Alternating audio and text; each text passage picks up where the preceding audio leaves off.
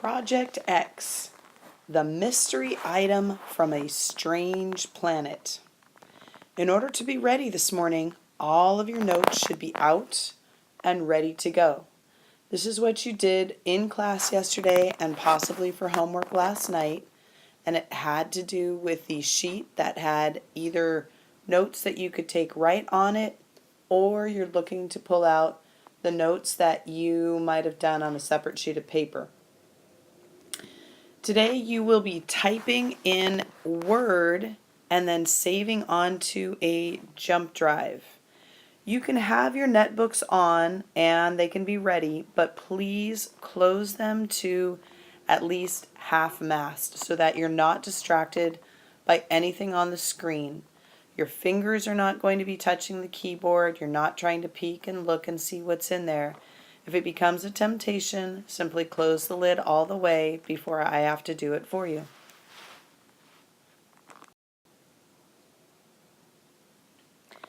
So yesterday you opened up a mystery object. Yours may have looked different from mine, but they all had one thing in common. They all had a very strange appearance. You had never seen or tasted anything like this object before. Mine, when I opened it up, it had the appearance of being round, brown. It was fairly smooth. It had some markings on it. See right here? And something around here. Mine was solid and it was scratchable. I can see there's some little nicks and things in mine, so I know that even though it's solid, you're able to press into it. So after I had a chance to smell the item, I noticed it had kind of this smoky scent to it. Definitely was on the sweeter side, and I would describe it as being a little bit caramely. When I went to touch the item, I noticed that most of it was pretty smooth. But again, I could feel that it had these little bumps with nicks in the side of it, and the longer I held it in my hand, it started to kind of melt and leave marks behind.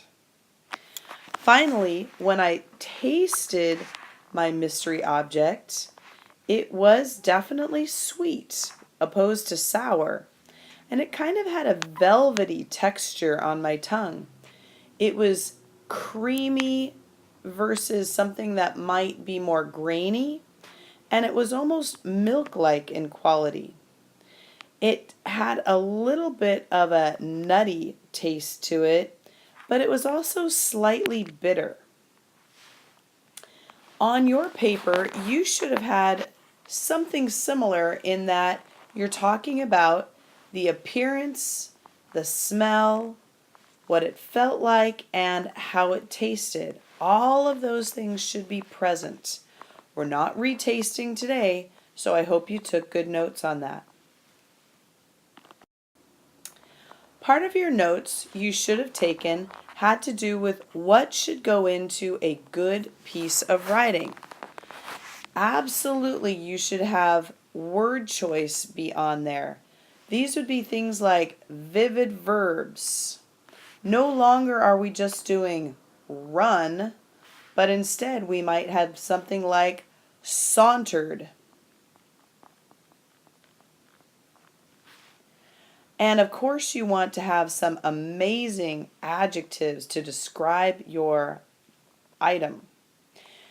When we talk about varied sentence starters, what I mean by this is no two sentences in any paragraph should begin with the same word.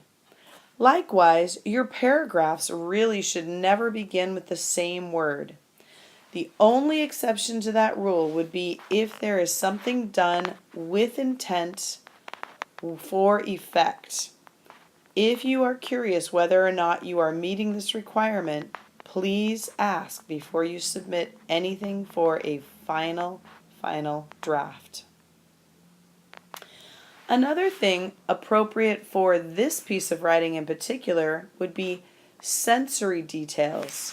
This might have to do with all five senses, or it might just have to do with several of the senses. But what you're trying to do, your main objective, is to let your readers really experience what you want them to. Are they able to see a place? Are they able to taste what you can taste? Can they be a part of that scene? Using sensory elements will enrich your writing. Now, solid mechanics, no one is going to be allowed to get away with any kind of sloppy mechanics in 7th grade. Basically, a good writer does not want to detract their readers with any kind of poor grammar or punctuation or spelling. You've got to be able to write clearly, not just for purpose and use great word choice, but your mechanics have to be top-notch too. Finally, another tip that I have for all of my good writers is to really know who your audience is. You know, if you're writing a letter to a friend, you can absolutely communicate your ideas using less formal language. If you're writing a letter, that might have a less formal quality to it. If you're writing to a young child or something appropriate for a young child, your word choice is going to be different.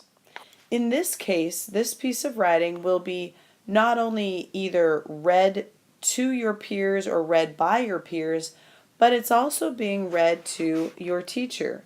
So keep this in mind, peers and teacher, for this piece of writing. So this means that your language is going to be far more formal than it would if you were just writing a casual letter to a friend.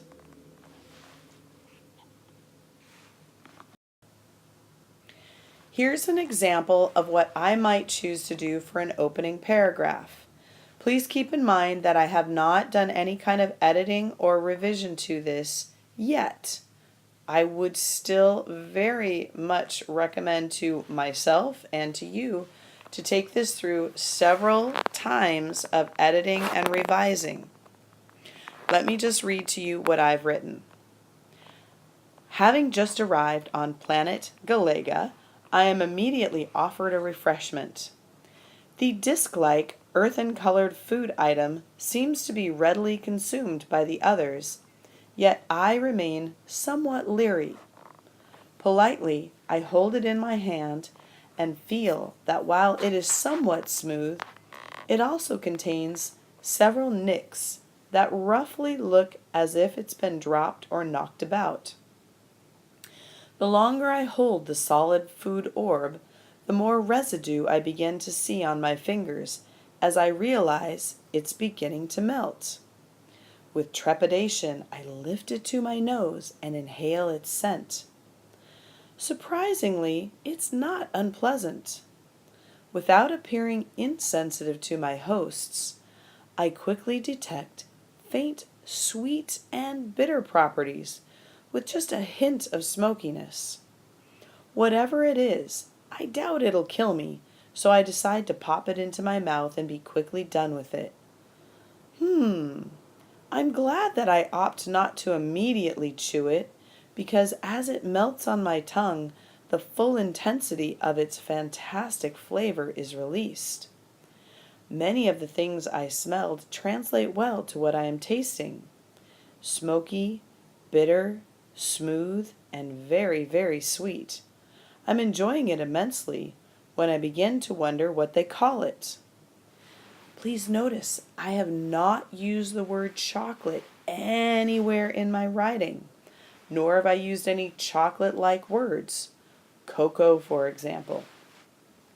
Now I'm going to show you what I might opt to do for paragraph 2. Think carefully what needs to go into this second paragraph.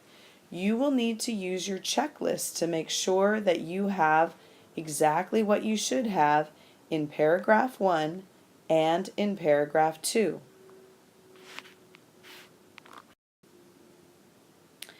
In spite of being told the name of this delectable morsel several times, for some reason I just can't understand the word they are using. Knowing that I'll never remember what they are saying, I opt to invent a word befitting this tasty treat. XO. Now X could be a mystery, and O could be for the shape, but I like to think of it as a kiss and a hug of deliciousness that danced its way across my taste buds. Since pleasure was evident in my expression, I have no doubt that I'll be able to negotiate with my hosts for a case or two to bring home for my fellow earthlings to sample. That being said, I'm off to find another piece.